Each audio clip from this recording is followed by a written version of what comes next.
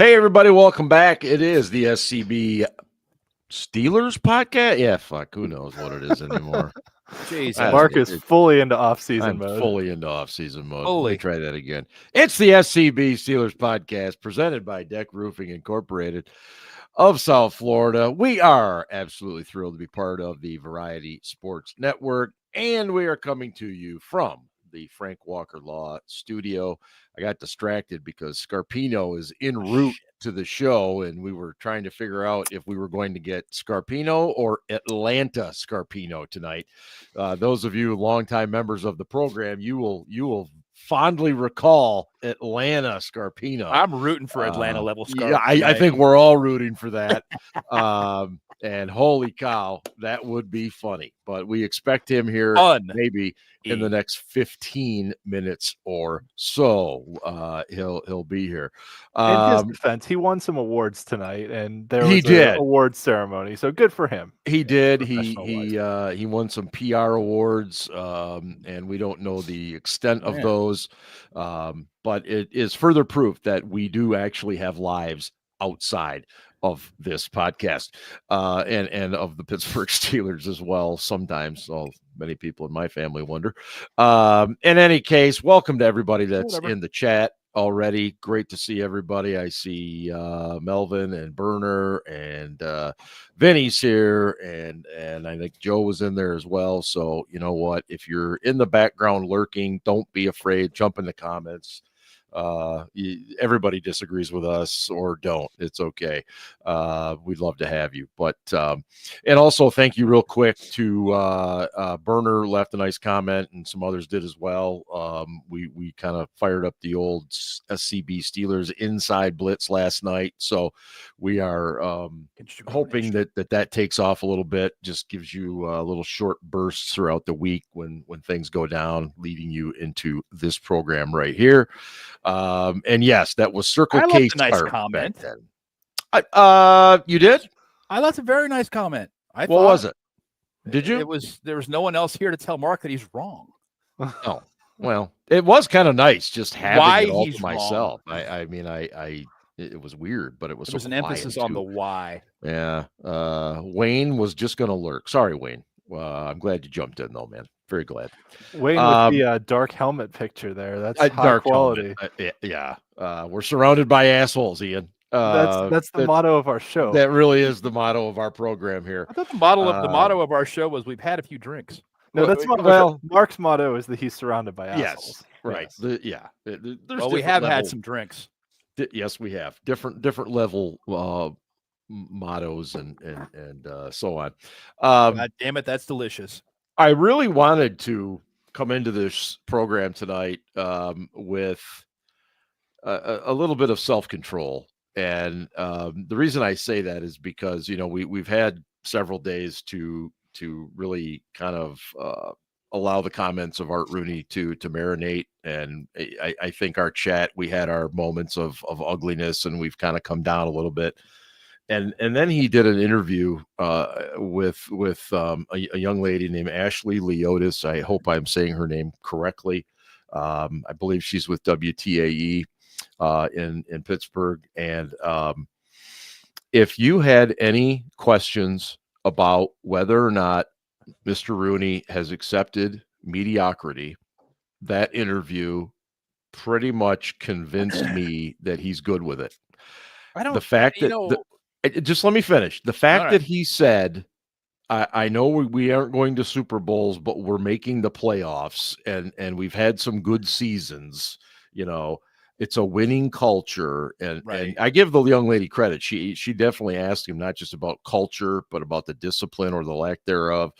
And he didn't mention those things, but he just talked about the seasons. And I look, making the playoffs might be great for some teams. I'm sorry. I don't like to just make the playoffs, especially when we lose. And I'll get off my soapbox. Ben, go ahead. I think the Rooneys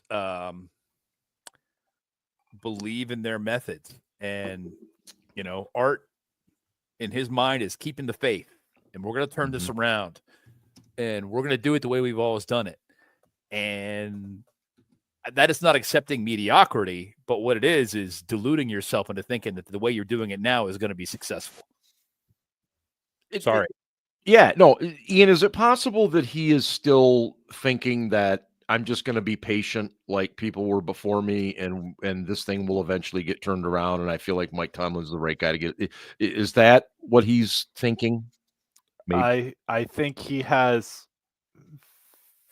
30 to 50 million reasons in his bank account why he doesn't want to get rid of Mike Tomlin. And 48.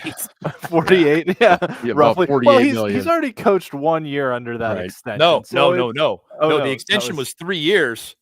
On top the extension was 3 years on top of last year. He signed for 3 more years at $48 million and change. Okay, so 48 million reasons and change why he does not want to terminate the contract of Mike Tomlin at this point in time. And we all know, and it's no secret, that Art doesn't like to pay people who don't work for him. Right. So, I mean,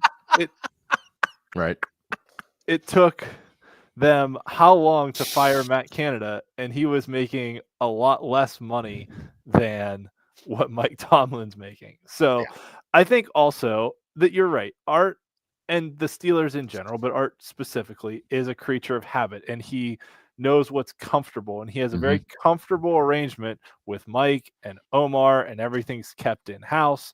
And, you know, I mean, even saying that they're not going to make coordinator changes other than, you know, maybe some guys whose contracts are expiring. If they don't work out a deal, they might not come back and things like that. So it's a bad situation all around. And unfortunately for Pittsburgh sports fans, it's not just the Steelers that are in this situation. You have 3 ownership groups of the 3 major Pittsburgh sports right now that all just look like they're asleep at the wheel. And it's a really bad look across the board for Pittsburgh sports.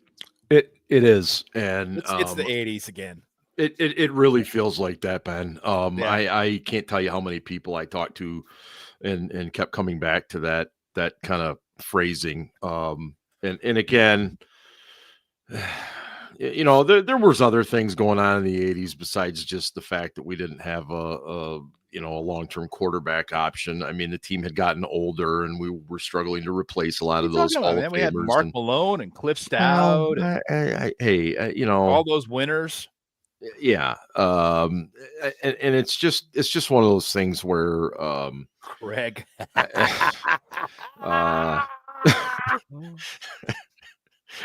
I got to put that up on the screen here. Hold on. So it's depressing in some ways. It is. I guess that's the best way I can think about it. Is it's just depressing because it doesn't feel like anything's going to change. Simply because he's going to stay with his coach because he's got too much money invested in him. He believes in the culture. He believes in the discipline, and we can get into all that stuff too.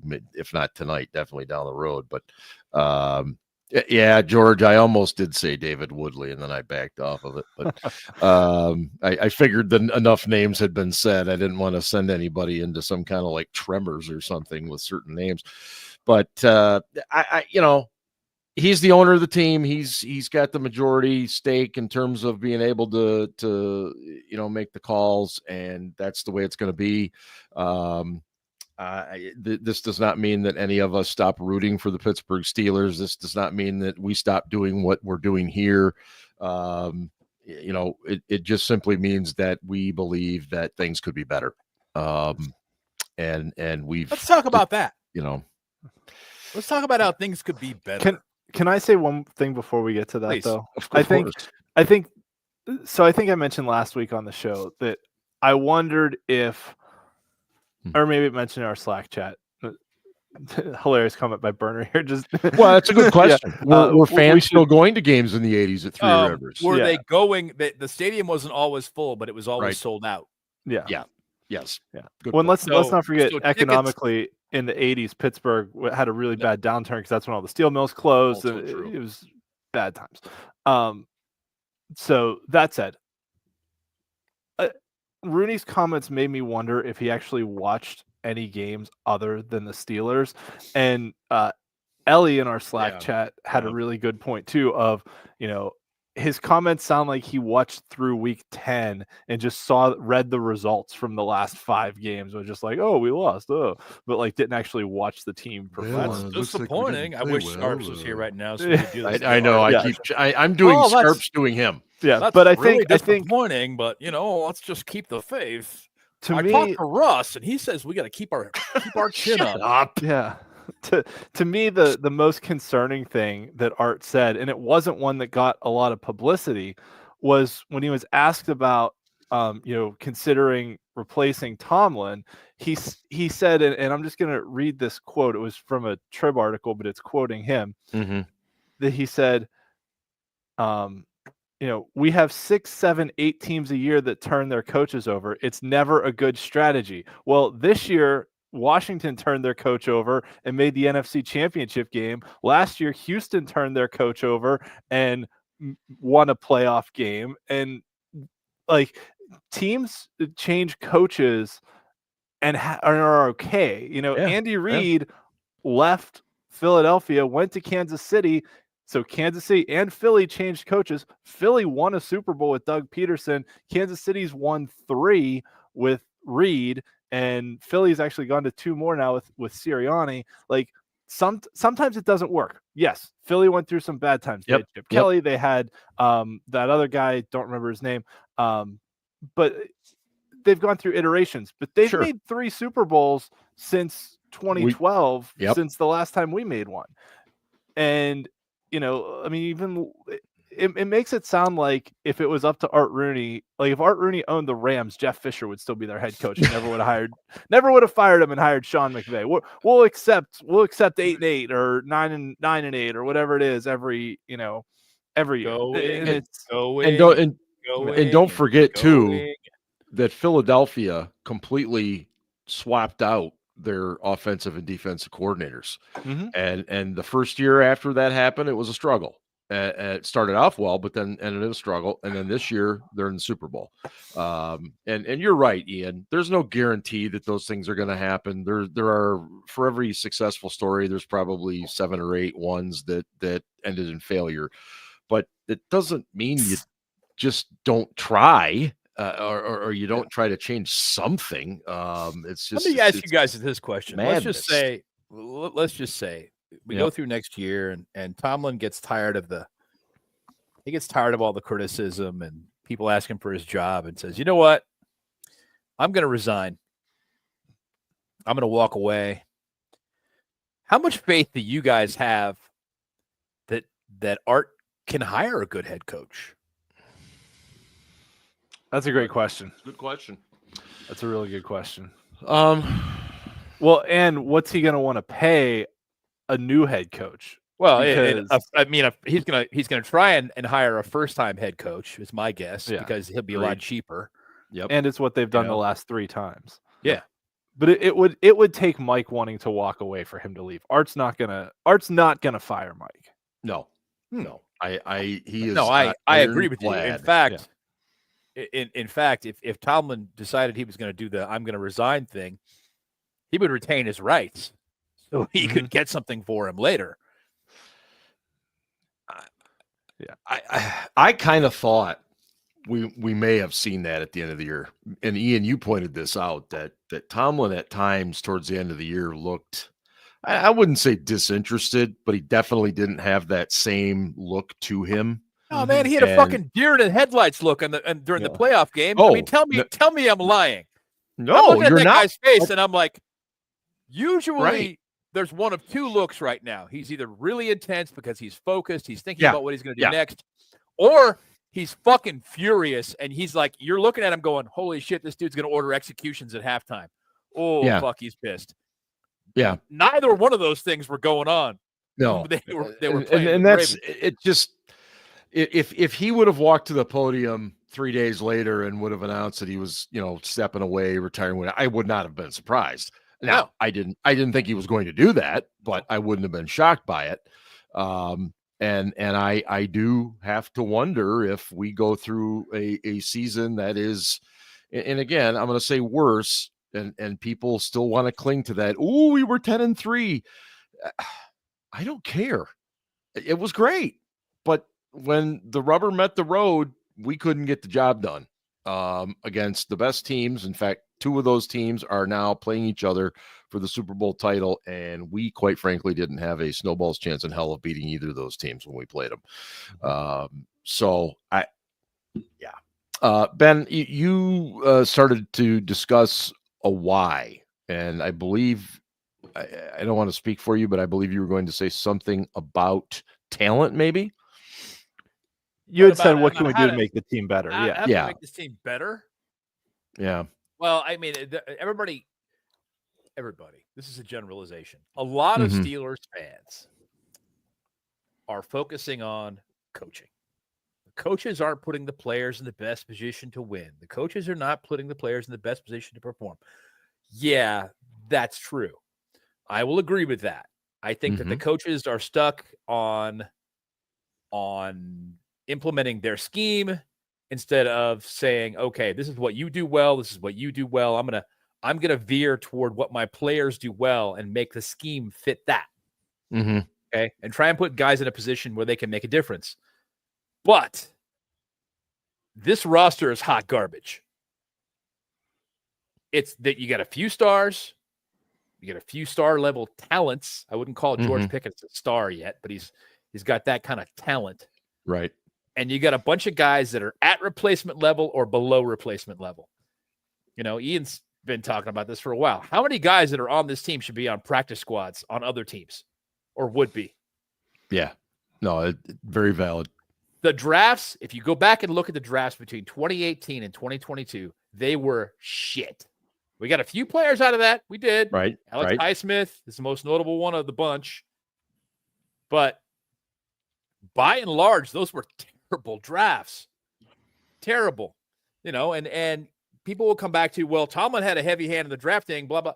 Okay. Yes. Tomlin definitely has a hand in the drafting. But have you noticed that since Khan and Weidl in particular, because he is the football guy, took over the drafting process, the priorities have shifted. Yes. Okay. That alone encourages me. I don't know about the 3 of you, Scarps isn't here. You guys, you too, but that encourages me. That development by itself encourages me. But they got to right the ship because this is a draft and develop team, and it always has been. And they're trying to sign guys off the street to fill holes. And unless you're paying the premium dollars, which the Steelers never do. They always go through the second round of free agency. Pretty typically. And they get whatever's left. And you're trying to fill gaps that way. Sometimes you get lucky, Deshaun Elliott. Yeah. You know? And sometimes you really don't. Like a Mike Williams. I mean, what the fuck did that add? Yeah. Well, that's a question everybody's still trying to get an answer to. They've never played guys they acquire in season. I know everyone was screaming for them to add a wide receiver and they needed to, but they've never, looking back at in-season trades, other than Minkah Fitzpatrick, they've never used those guys. No, you're right. Not extensively. No, and I wonder, Ian, if that doesn't go back to what you guys were both talking about, how the Steelers like to get players and then try to fit them into what they do rather than fitting them to what they do well. The players do well. And, you know, I look at somebody like Preston Smith, for example. Great example. Healthy scratch in the playoff game. Right. Well, are you kidding me? The guy has made a living off of being a really solid run stopper versus the number 1 run team in the NFL. Right. And we put him on the bench. I played nickel the majority of the game. What the fuck? Yeah, I don't. Well, and plus just the way we attacked the read option and everything else, it was a clusterfuck of that was fucking brilliant. Just go at the running back. Let Lamar run. It's fine. What? But you know, Ian, I think I probably cut you off there. I was just gonna say, the only way I could understand benching Preston Smith for that playoff game was if he caught that flu that was going around that Cam had, that Patrick Queen played through. But they didn't say that after. No, nobody said anything. They don't have to. Nope. But that would be the only logic I can see in my head for benching him for that game. I agree. I totally agree. But there's, I don't know if we want to talk about the roster tonight or at a later show, but we do have an opportunity here going into the postseason where we've got a lot of pending free agents where we could potentially at a couple positions completely restock. Well, so they have an opportunity. Yeah, and you've got it here. Give me a second, and I can pull this up here. I just gotta. Do you want to, or you want me to? I should be able to. Give me 1 second here. Did you download it? Yeah, I have it. I have it up here. Let's see. Here's a guy who knows how to run PowerPoint. Yeah, he doesn't. He clearly doesn't. Ladies and gentlemen, Julian Edelman has just joined the program.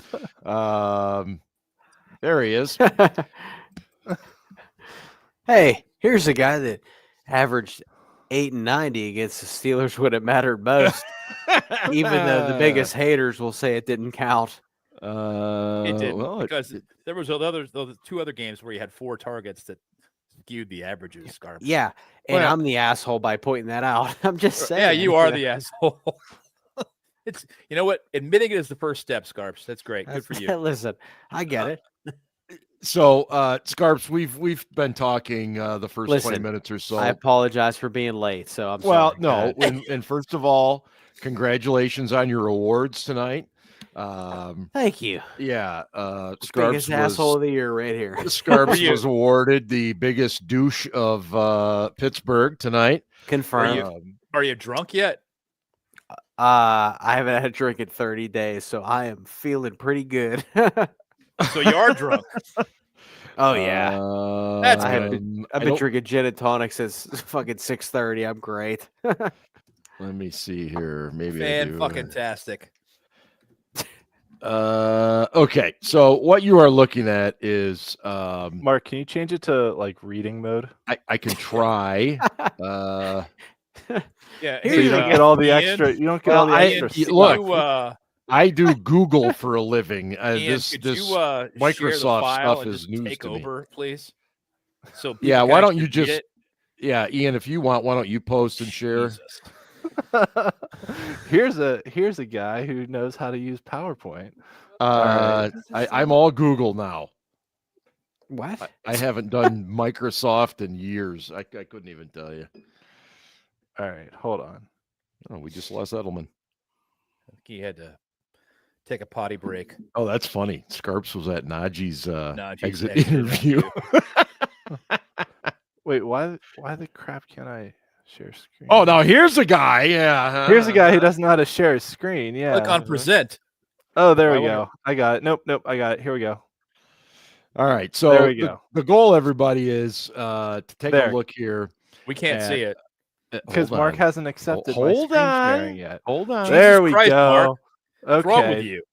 Now, much better. Now Thank you, Ian. Assholes. You're welcome. Anyway, you knew that before you started the show. Ian has put together a little. Ian made a PowerPoint for all of us because tonight the idea was to go through, especially the free agents, and I think that was really kind of the plan to go through and take a look at this. Who's staying, cuts. Who's going?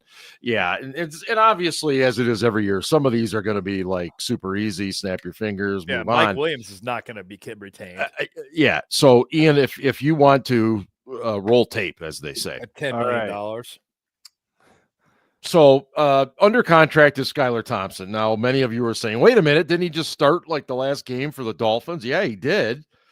But he was released and he was signed to a futures contract. And he's currently the only quarterback we have because Wilson, Fields, and Allen are free agents. So are we ready to go into this is my question. Are we ready to say who is going to be the guy or the guys that come Mason back Rudolph. Oh, for fuck's sake. Well, okay, let's start with this. You know, Art Rooney said he doesn't want to bring back both Wilson and Fields. Yeah, he was pretty adamant about that. he thinks they should bring back one. So that means they'll probably bring back one. But did you hear his explanation for that? I'm sorry for cutting you off, but I have to get back to this because it felt like he was making an excuse for how bad the offense was. He said, I'd really like to get two quarterbacks who can both run the same offense so that our offensive coordinator can get a better handle on what he's going to do week to week. Mm-hmm. So basically what he was doing was blaming the inefficiency in the offense on the fact that Arthur Smith had to game plan for the possibility that he had to use either quarterback. Yes. It isn't that's why we didn't use the middle of the field or scheme anyone open. I mean, here's a guy who's late to the party twice. Okay. I believe, and I'm just going to jump into what some of the guys in the chats are saying as well. I believe it's going to be Fields. I think the younger, more mobile option, not to mention the cheaper option. I think that's what it's going to be. Now, again, it takes two to tango. We all know this. Justin Fields seemed to be very happy in Pittsburgh, but for all we know, he's going to get an offer he can't refuse from somebody else on the street. And then we're right back to, but this idea that we're bringing in Kirk Cousins and some of these other guys. I mean, come on, I really Kirk Cousins behind there this really offensive aren't line? Good options. No, there's not. And I'll be honest.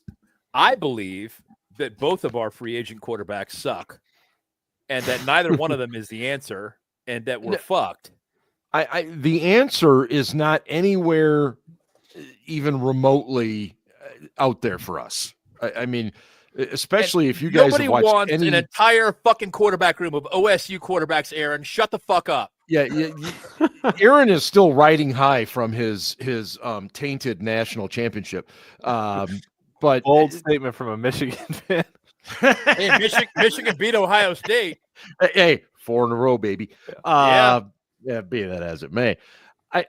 There's not a quarterback in this draft that's going to end up with even a round one grade. That doesn't mean that there's not going to be guys taken in round one because everybody jumps up for quarterbacks. It's just the nature of the game. I think that Cam Ward's going to have a low round one grade. And that's very possible, but as I've heard, Dane Brugler and some of these other ones talk about, if these guys were in last year's draft, they wouldn't even make the top 5. Oh yeah. Basically the consensus seems to be that if any quarterback in this class would not be in the top 6 quarterbacks. Right.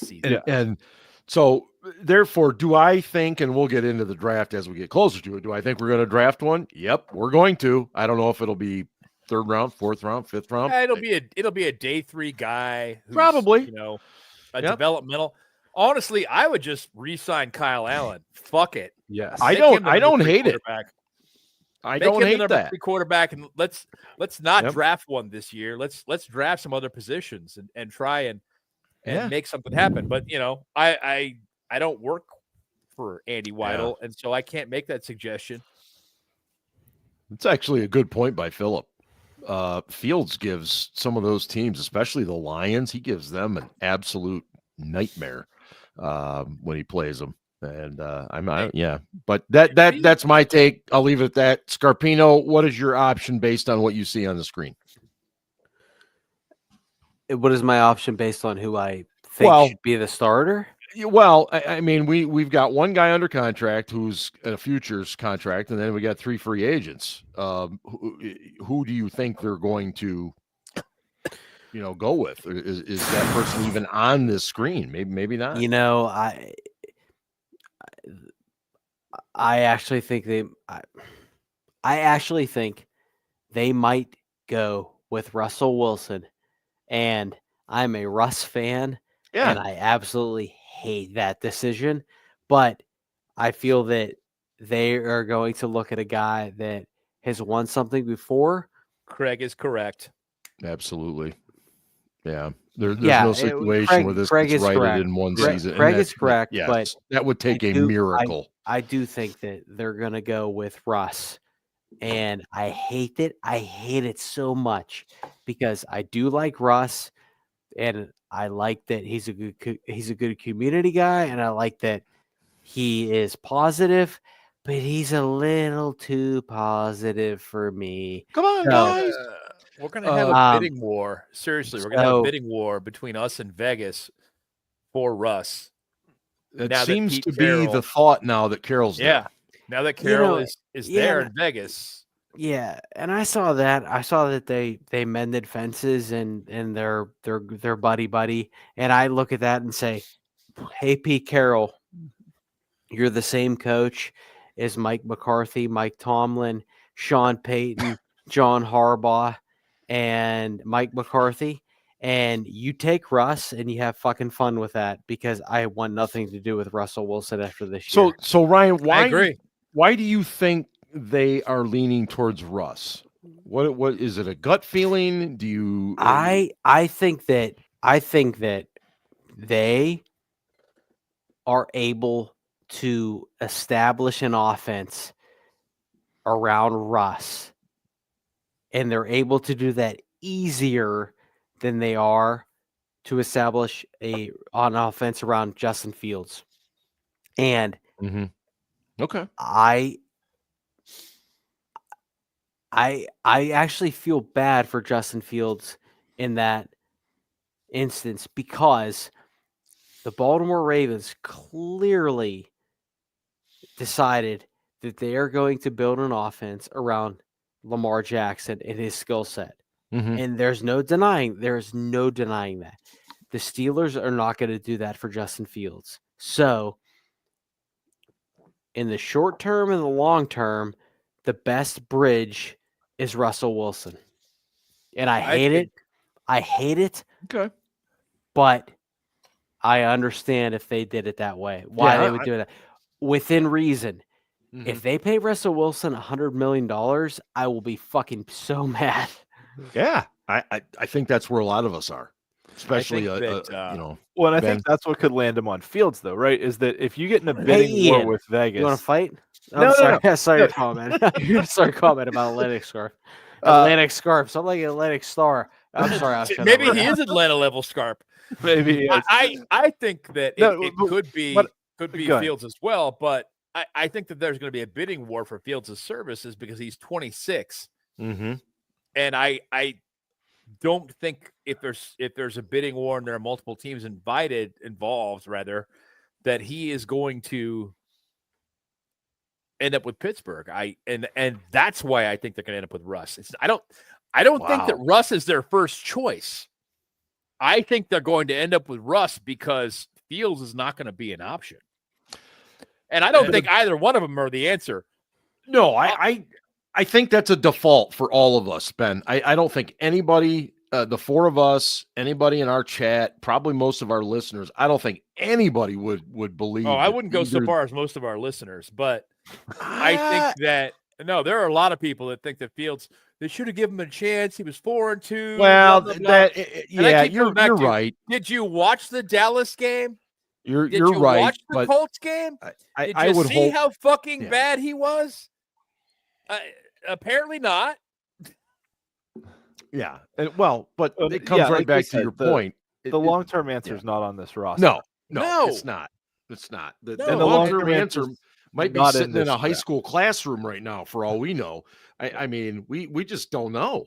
And there are a number of people who just want it to be a Band-Aid for a year, build the lines, lose a bunch of games, tank, and then get the high draft pick. The Steelers are never going to tank. No. You should just You should just give up that fucking hope. Yes. They're never going to do that. It's never going to be a thing. Yeah, totally agree. Yep. That said, realistically, if they bring Wilson or Fields back, the potential exists if they don't have a good scheme or good guys around them. I mean, Mike Tomlin pulls wins out of his ass, but those games can easily flip the other way. One or two plays, things can go differently. And as Bill Cowher always used to say, the difference between 10-6 and 6-10 is a very thin line. Yeah, I know there's 17 games now, but nevertheless, I mean, a couple things go differently this year, and we're looking at a very different record. So, and the 2026 draft is in Pittsburgh, so that would be a good time to make an aggressive move up the board. It would definitely excite the fan base and get everybody very excited at the live draft there in Pittsburgh as well. Philip suggesting the answer might be in Philip Rivers' nutsack. Does he have anything left, Philip? I mean, what, he's more kids than Ian. Yes, Seriously. that's true. Seriously, the dude has like 11 kids. Yeah. 11. That's a lot. Yeah. All right. Running backs? Yeah, do running backs here. So under contract right now, you got Cordell Patterson. He did sign a 2-year deal. And then fucking cut him, please. Yeah, your other two guys, of course, are Najee is an unrestricted free agent. And then Jalen, let's talk about him once we talk about these first two, because restricted free agency is a whole different ball game. I would be surprised if they brought Cordell Patterson back, guys. Scarps, what do you think? He shouldn't have been brought here in the first place. Like Alex Kozora, I want to give him a shout out. He talked about that. Fair. He talked about the new kickoff data based on the new rule, and the Steelers were terrible, and Cordell Patterson was terrible, and he is a guy that should have never been on this roster to begin with, but for some reason we fell in love with him, and Arthur Smith knew Cordell Patterson had naked pictures of his family on the, I want Cordell Patterson gone. Jalen Warren, I understand resigning, and you know what? I've been so critical of Najee Harris, and I want to acknowledge that Najee is available and he is reliable, but that doesn't make him worthy of a first-round pick. So if he went somewhere else, I would understand that. But if he signed back, it's a really good draft class at running back, dude. It's a really good class. Yes. But if he signed back here at a reasonable price, I would be okay with that. I don't expect it. Jahmyr Gibbs from a contract. Jahmyr Gibbs is what we hope Najee would be, and Najee's not even close to that. No, and Aaron's exactly right. I want a running back that can take it to the house anytime he touches the ball. And I realize they don't grow on trees. But I love Najee. He busts his ass. He's a high character person. Yep. But the bottom line is this. We can get a better running back this year on a rookie contract. Yeah. The end. Mm-hmm. You can get a rookie running back in the 6th round this year that's fucking good. Yeah. It's going to be a really, 30, really 35 class. guys deep. I'm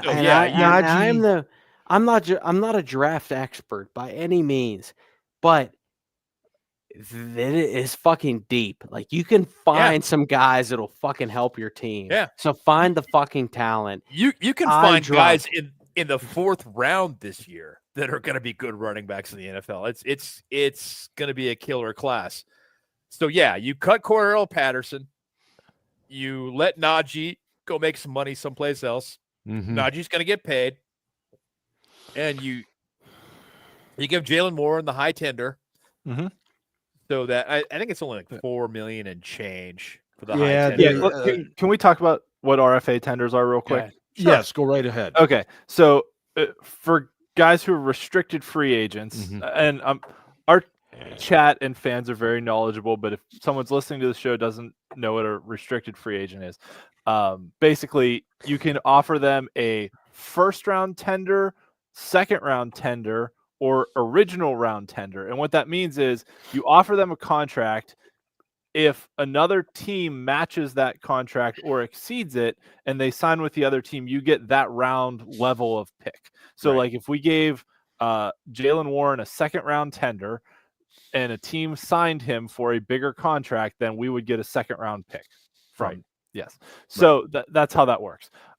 Now, since Warren was an undrafted free agent, there is no original round tender number for him. So if we want to tender a contract to him, and it works kind of like the franchise tag. Like if you tender a contract and no one else matches it, that player either has to sign that contract or sit out. They don't become a free agent. That's their only option. That's why it's called restricted. So since he was a undrafted free agent, then there's no original round option, like if he was a 7th round pick or something like that. So I would say probably throw a 2nd round tender on him, see what happens, and go from there. But yeah, I think the easy answer here is you tender Warren, you cut Patterson, you let Najee walk, you draft a running back, and then maybe scoop up either another running back as an undrafted free agent, or another guy just on the free agent scrap heap for a minimum contract, whatever it is. Maybe you get lucky and Manuel Moore is a free agent again. Yeah. That's the type that you need. I mean, really Jalen Warren's the closest thing we've had to Manuel Moore since Manuel Moore. He's better than Manuel Moore, though. I don't know that he is, but he's a better blocker, and he might be a better receiver than I think Mewelde had other dudes around him. Yeah. But Mewelde also had that ability that, like, when the guys in front of him got hurt, he could come in and start and do 20 carries and run for 100 yards for you. Yeah, D'Angelo was like that to an extent too. He used to come in and have some decent games when he. D'Angelo needed to get revved up. If he just got 5 carries a game, player, Aaron. Yes, you're correct. Yeah. So running backs is pretty straightforward. Go ahead and flip over to receivers. I think that's your next one. Yes, it is. Yeah. So look, you got under contract. You got Pickens, Calvin Austin, 3rd, Roman Wilson. Your free agents: Jefferson, Williams, Skoranek, and Miller. I'm gonna be honest with you guys, and I'll let you guys take it from there. Of that group, I think Skoranek is the best choice to bring back. I'm not suggesting they bring him back because he's going to be a productive receiver, but he's a special teams demon. He seems to be well liked. He works his tail off, and I'm fine with him as a number 5 guy. It's the work ethic, and if he's like the bottom of the roster wide receiver, fine. A number 5, number 6 guy, fine. Mike Williams, fuck that guy. $10 million for what? Fucking 10 targets. Okay, it wasn't that bad. He went. Yeah, it was bad. It was bad. It was a minimal contribution. Minimal. Scotty Miller, God bless him, works his ass off. Fuck that. Van Jefferson should be a number 5 receiver someplace, not a starter in Pittsburgh. For God's sake, please let him walk. Jen. Yeah. No, Jen and Nick has been all over it. Nick and Alan, are down in Alabama. They've been watching the Senior Bowl stuff, and the Steelers have been very active. They will watch everyone, but you're correct. They have been looking very closely at D-line. Let's ask the hard question. Scarpino, since you're drunk and you have fuck you, but okay, let's go. Certain evaluation on this. No, I'm not setting you up because you've thought about this while you were sober. George Pickens, keep or trade? Yeah, I would trade him. I think that there's a team that would be willing to take a risk on him. And I mean this with all my heart. Send him to Carolina or Las Vegas or some fucking bullshit franchise to see what it's actually like. And listen, I am not a Steelers apologist. I understand that their offense could be better and they refuse to adapt or get better.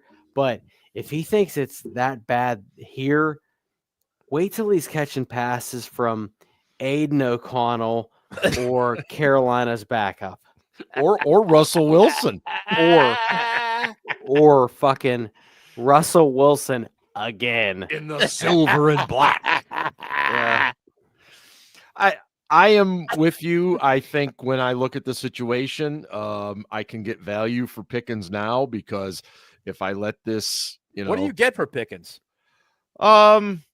Somebody would pay it too. Ian, somebody would. What do you get for Pickens? I think he's sober. And smart. I think you have to get a day 2 pick. I think it's going to be hard to convince someone to give you a 2. You might be able to get it out of them, but I think a 3 is probably most likely. Agree. And at that point, I mean, the thing is, if you trade Pickens, which I think they should do, I think they should trade Pickens because my concern with George Pickens is he's going into the last year of his contract. Yep. And I don't trust him to show up. I think he's a big enough asshole to be like, I'm going to hold out because you didn't extend me. And then you get into the same kind of bullshit of guys holding out and you don't know if they're going to show up like we went through with Le'Veon Bell. And yes, Pickens has to show up and play in order to become a free agent, but nevertheless, like 10 games. What are you going to get out of him? Right, He has to show up for 10 games. Yeah. I'm sorry. By week 10? By week 10. I think it's week 10, Ben. But even if he shows up, is it going to be like what you got in the Cincinnati game where he was like completely disinterested and was actually a harm to the team by being out there? So I think you gotta just start over. I mean, you can completely rebuild this wide receiver room. If Roman Wilson becomes healthy, maybe he becomes your slot receiver. Calvin Austin could be a slot. Is not a number one. Obviously, you got to go get a number one. But I mean, this is a room where you can completely rebuild it this offseason. You could get 2 free agents. You could draft 2, and I think they have to add at least 3 guys to this room. Yeah, this offseason. I think Calvin Austin and Roman Wilson are competing for the same position, so you need 2 wide receivers minimum. Damn, I hate that I'm agreeing with Ben. Sorry, and I agree you should trade Pickens. Although I think that if I'm Omar Khan, I hold out for a second and I say you're going to give me a third. When he leaves, I'm getting a third anyway. Because somebody's going to sign him to a giant contract, so I'm not doing that. If you'll give me a second, you can have him. You can have him. Good point. Otherwise, no, I'm not doing it. And, somebody will counter with, well, a third this year is worth more than a third in 2026, blah, blah, blah, whatever. You know? I think you make valid points. I forgot about the fact that, when he goes elsewhere, they'll get a comp pick for him. Yeah. I mean, how much are you going to tolerate? I will say this. We all agree.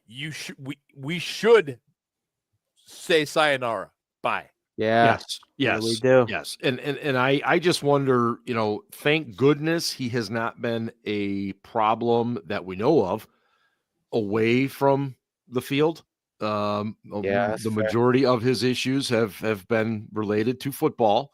He hasn't gotten pulled over on McKnight Road or any of that stuff. I mean, just like, honestly, but is it a matter of time? He hasn't hit the massage parlors. Right. He's no Justin Tucker. He's allegedly. Tugger. He's disinterested during games. He's disinterested during games. He seems disinterested in the sideline. Yep. If the press talks to him, he seems disinterested. The guy is always disinterested. Like he doesn't even talk. He's a fucking how the asshole. fuck he hides in the weight room. All I'm saying is he's consistent. He's fucking 120 pounds. He ain't hiding nowhere. No, he's not. He's a big guy, but whatever. No, he's not. Yes, he is. He is. I mean, he's a tall, slender. He weighs more than I do, and I'm 225. But he's also 6'4". He just okay. You're fucking. Good. Seriously, I weigh 180. Yeah, you're full of no, shit. you fucking don't. I'm sorry. I'm sorry. My bad. Pickens is consistently disinterested every time you see him, unless you're throwing him the ball, and even then, it's a part-time thing. Right. So this is not a guy. This guy wants full-time money for a part-time job. Yeah, this is not a guy that I think they should invest in. I'm sorry. And Art's saying, well, he's got a lot of talent. We shouldn't give up on him yet. No. And hopefully he realizes that he can grow. I understand maybe that's he's positioning for a trade later. I don't know. But volunteers, not hostages. He can't say. Well, we need volunteers. Art cannot go on record and say this guy sucks. He's a pain in my ass. We need to trade him. He cannot publicly say that. Can't do it. But one of I the hope problems, he's open to it. I do too. And I, whether he is or not, we won't know, at least for a while. But, this is a really nice wide receiver draft, but it's not a real top heavy. There's not like any true stud receivers like we've seen in years past. And I don't know if that's going to factor in at all. But there's always good wide receivers just because of the way college football is played these days. Ryan. Yeah. I want to make one point. If George Pickens acted like he gave a shit and put forth effort 100%, Jesus Christ, I would fucking love the guy. Imagine if George Pickens had Hines Ward's approach. Like we're acting like even ABs. Well, we wouldn't be having this conversation. No, exactly. Like we're talking about George Pickens potentially being traded because of lack of effort or lack of production, or we're trying to acquire some fucking draft capital. But the bottom line is he has shown so many inconsistencies when it comes to effort and attitude that it's a fair thing to try to trade him if you get the right offer. So again, this isn't me picking on him. This is me looking at this team and saying, hey, we got a guy that's probably not invested. Value hasn't shown it. Scarf, so let me ask you from a PR standpoint. Son of a bitch. Or whatever. Well, no, but seriously, from a PR standpoint, do you get to a point with a player like this where you just kind of throw your hands in the air? Because he's clearly not listening to anything they're telling him. Yeah. It's a good question, but I want to say this. Very rarely did I ever have a guy that wasn't willing to listen. Okay. And that's good. And so for all our listeners out there, when they think I'm such a hater on this and that, we really didn't have that type of player when I was there. Okay. Like we didn't have a George Pickens. If we did, it was once every couple seasons. So the problem is that for every George Pickens, there's a couple other George Pickens in that locker room that don't want to talk. They don't want to be made available. They don't want to address the tough questions. And that's just reality. Excuse me. Holy bless you. I thought you were laughing at me. But I was laughing and sneezing. That's fair. But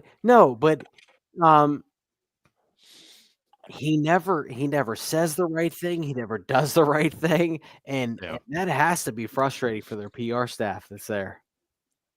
Well, and I guess that's what I was asking. What must that be like? I mean, I'm sure they tell him the right things to say. I'm sure they give him talking points, but I also think he's not that bright of a person to understand what they're telling him. Or just doesn't care. Just call them fucking stupid. Doesn't care. Doesn't care. Or, and believe me, there have been plenty of times when I told him shit is broken. I think his give a shit. That's fair. Yeah. Ian, go ahead and flip us over to the next one. This one's pretty easy because Jesus Christ. They're all. I get to make it through this. It is easy. Fucking work. It is easy, but something came up in our chat today that I think bears some conversation. Freiermuth in Washington, no brainers. They'll be back. Michael Pruitt, nice guy. I think his career's probably coming to an end here. He's a fine blocker, number 4 special teamer. Right. If they need that, but you can get that at a minimum contract. So he's on a minimum contract. Yeah. Well, and this is a very deep tight end class coming in here too. It is a good class. I agree. They need to take one. I agree. It's would a love nice to class. see us take, and I hope we take like an athletic receiving tight end guy. Well, and or you get a jack of all trades who's that's fine.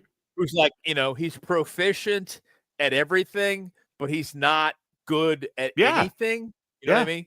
Yep. Like he's decent at all the stuff, but he's not great at anything. Yeah. I'd be fine with that. Right. Swiss Army knife.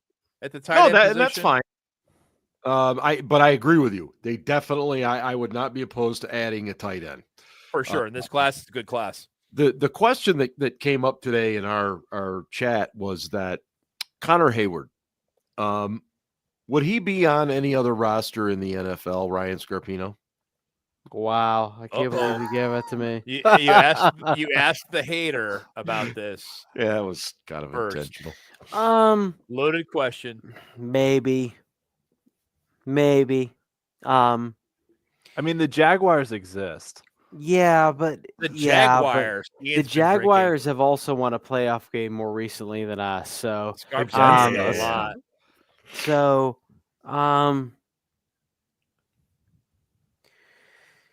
yeah, I'm gonna be real about it. I think he is on the Steelers because of his brother, his older brother. And I think I'm just being real. I don't think he's a bad player. I don't think he's a detriment to the team, but I don't think he would be on many other rosters. Yeah. Ian, what do you think? I mean, there are terrible rosters out there. Look at the Raiders and the Jags and the Panthers. Like, he could be on a roster somewhere, but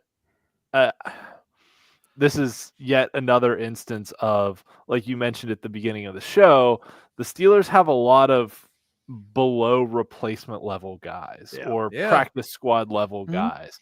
Like, if you think, okay, as a point of comparison, on the 2010 Steelers, Connor Hayward would have been a practice squad player. On the 2008 Steelers, Connor Hayward would have been a practice squad player. I didn't think he would have been practice squad. Yeah, I don't know if he would have even made that.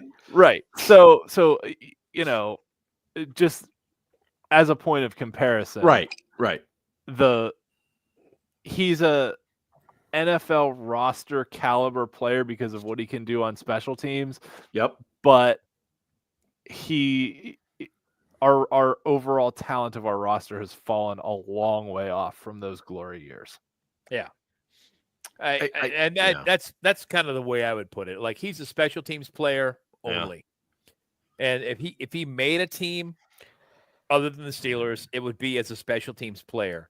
He would be the Miles Killebrew of tight ends, who never saw the field ever, right? But played on all the special teams units, and that's fine. That's fine. You need those guys, but you don't want that guy getting lots of snaps in your offense, and that's what we've got. He's I'm trying to think. He recovered a fumble this year, and he also had that one jet sweep that kind of closed out a game against the Raiders on Christmas Eve, 2 years ago. Yes, and outside of that, I don't really remember too many contributions. There was a couple of catches. He did have a touchdown against Atlanta. But again, we're talking about 3 plays out of how many, and I like what they have, but I think they could definitely upgrade that room a little bit. Yeah, I'd agree with that. Yeah. All right. Oh boy. Okay, we got some We're score. never gonna make it through this show, and I'm fucking. I mean, drunk. we can finish with offense. Do the offense. Yeah, let's do offense because Scarps is tired, and he and plus tonight, and he got Casey. You got Casey. You got Casey. Yeah. Oh, I fucking wrote it earlier today.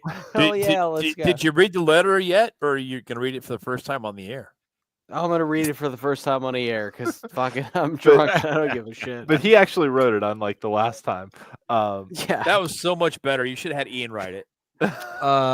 Anyway, I under contract, hate you all, but I love you all. Roderick Jones and let's see here, Isaac Seumalo, and you've got Mason McCormick, Zach Frazier, Mason Rudolph. Did I hear that? Spencer Anderson, and Troy Fatanu, all under contract, and then you've got a whole heap and help of free agents. Let's start with the 2 biggies there. Dan Moore. In his 4 years, nobody's given up more sacks. I don't even need to say any more than that, quite frankly. Somebody's going to pay Dan Moore. Oh, he's getting paid. Yeah. He's going to make money. You cannot deny the fact the guy's got a ton of starts under his belt for the first 4 Somebody's years. going to pay him and be like, oh, he's got experience and blah, blah, Yep. blah. And sometimes he plays decent. And so, sure. Yeah. Yeah. And he's going to get paid, and more power to him. The young man was kind of thrust into things at a time when I don't think they had any plans for him to see the field that first year, but he did. Feel bad for James Daniels, though.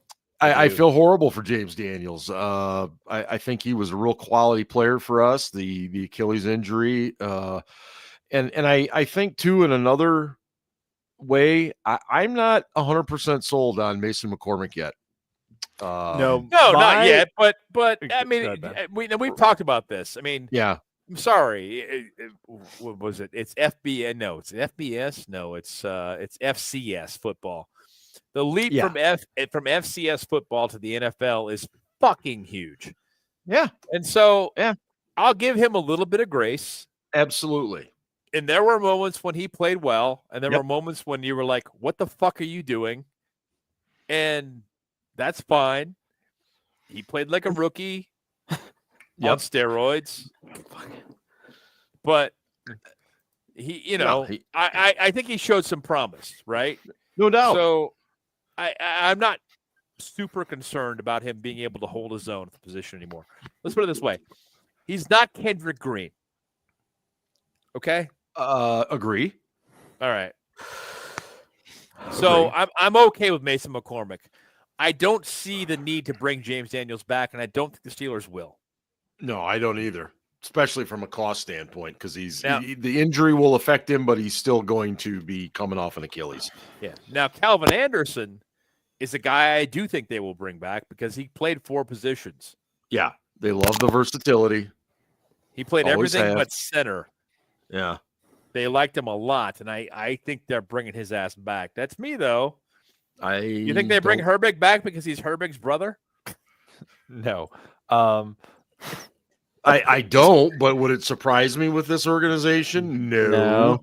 And McCollum is a exclusive rights free agent as a guy who can play center. Back. That's an easy. Yeah, he's easily back. I will say my Scarf is going to be back this year. I love it. Hey, nice. Oh, I thought this ride's I'm excited. This is awesome. One of my biggest fears, though, is that they look at this and just say, "Oh, well, Broderick was a starter, Sayamali was a starter, Frazier was a starter, McCormick started half the year, and Fatanu was our first-round pick. So our line is set. We don't need to bring in any competition or any starting caliber guys. Like you're banking on moving Broderick back to left tackle, where he hasn't played in 2 years, but granted, it's his more natural position. Yeah. And Fatanu, who had injury questions in the draft, like my fear is that they just accept what they have here and move on. I think they need to at least look in free agency at some guys who are like swing tackles, tackle guard kind of players, and at least try and bring them in on backup level salaries, that $4 to $5 million a year, but get some guys who have some starting experience where if one of these guys goes down, I mean, you're putting a lot of faith in a lot of young guys here. Broderick's been in the league 2 years. Frazier 1, McCormick 1, Fatanu's played a half a game, not even that. So there's a lot of young guys here on the line that have upside, but I think you need to add some veterans here too. And Melvin, a new offensive line coach. Yeah, Melvin brings up a great point. That to me, that's the nucleus of this whole. We're not offensive getting line one, thing. Melvin. It doesn't sound like they're making a change there, and to me, they're not making any fucking changes. Ridiculous. So what are you trying to say? That this sucks donkey balls? And there it is. We've gone over an hour without a donkey balls reference. I'm stunned by that. Stunned by that. And I'm right. Well, yeah. I mean, that's to me, that's a major part of this. I don't think this unit, in the past, to be fair to Pat Meyer, said it. Mark said it. This is like controlling a fucking classroom. To be fair, Pat Meyer last year got the team better. They're the unit. The offensive line seemed to get better in the You second said half. You said unit. Nice. I haven't even said duty yet either. All right, I think we're done with this. This at least with we don't need the PowerPoint Is anymore. Casey No, on deck no. or not? Scarf wants to go to bed.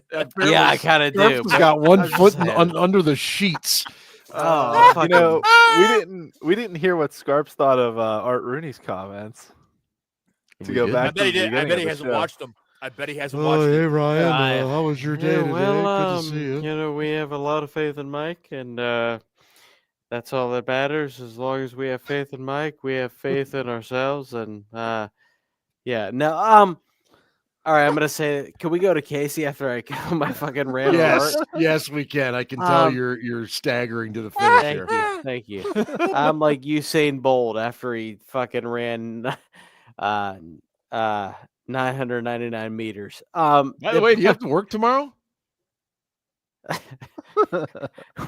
Yeah. Oh, I think but- I thought they would have done an awards night on the weekend or Yeah, something. you know. The thing, and I really do. I mean this. I like Art. I worked with Art for a long time, and I really do think he means well.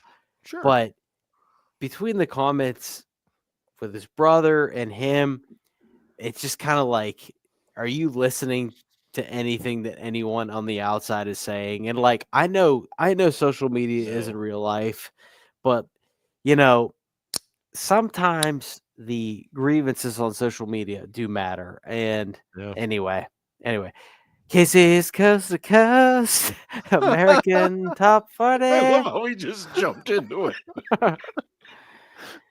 Hello, Anyway. everyone. Hello, everyone, and welcome to the week that was January 30th, 1983. Our favorite correspondent, Ryan, is back with us again this week, and he writes, Dear Casey. By now, Casey, I'm sure you heard former Patriots wide receiver Julian Edelman's comments about playing against Mike Tomlin's defenses. And if you thought vanilla was just an ice cream flavor, well, you would be wrong. Edelman said of Tomlin's vanilla defenses, you knew exactly what they were doing, and they still do what they did. They still do the goddamn same shit. When I was playing Mike Tomlin's defenses, I'm like, we still have linebackers covering the 3 slot. Every time we play the Steelers, I have at least 9 catches. You would think they would change it, but no. They do what they do. Casey, I'm a big Edelman fan. After all, he's a MAC guy. One of the best athletes in Kent State history, or as I like to call it, Kent Reed, Kent Wright, Kent State. Oh. But Casey, I digress. Casey, I may or may have not partied with Julian Edelman on Mill Street in 2007, the night before he beat my Ohio Bobcats in Athens. This is Atlanta Scarps. Let's just fucking roll with it. Did he just go out of character? I think he did. He did. I'm pretty sure in Jesus Christ. I'm pretty sure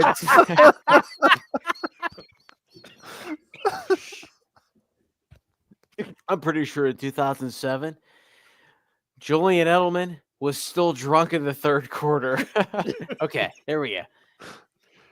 Well, I do recall Julian Edelman burning the Ohio Bobcats. I had to take another look, and he wasn't far off. In the 5 games Edelman played against us from 2015 to 2019, postseason included, he averaged 8 receptions for 90 yards. None better than his 2016 AFC Championship 8 reception, 118 yards, and 1 touchdown performance. Casey, I thought Edelman might be fudging those numbers a bit, but like the kids say, no cap. Edelman's numbers weren't bad for a college quarterback turned pro wide receiver. Hell, Mike Tomlin can't even take a college quarterback and turn him into a pro quarterback. Jesus Christ. Apparently, Mike also doesn't know how to coach a defense. Forget Gronk, who dominated us like a dog humping a couch cushion.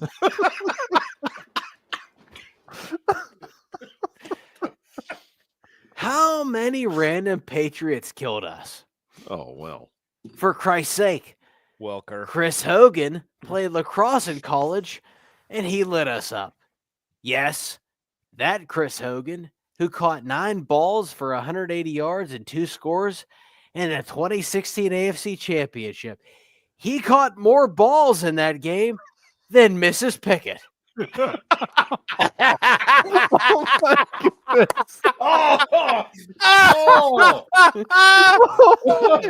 Shit! That may or may not have been ad-libbed based on the amount of drinks I've had.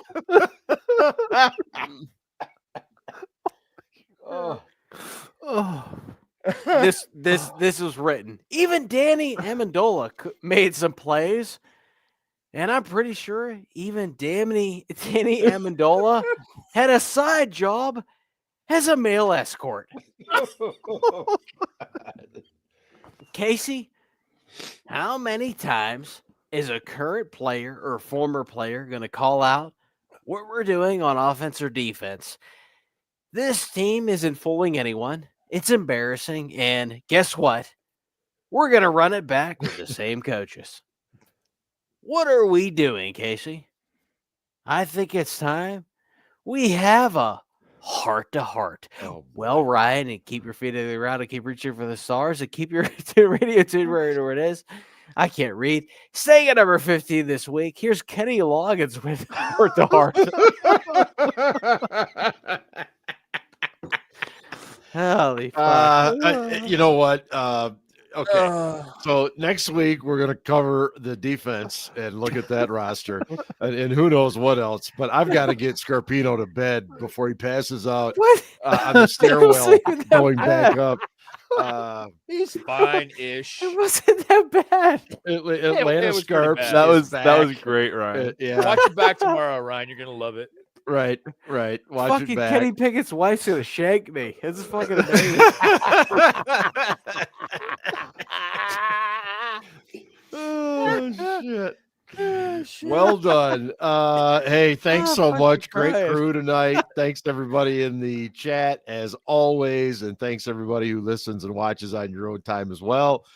We will, of course, we already started the draft prep and everything. We've gotten some stuff, got a lot of drafts going in the website and stuff as well. And man, it's draft season already. It's hard to believe, but we are there. Yeah, for Drunk Scarps,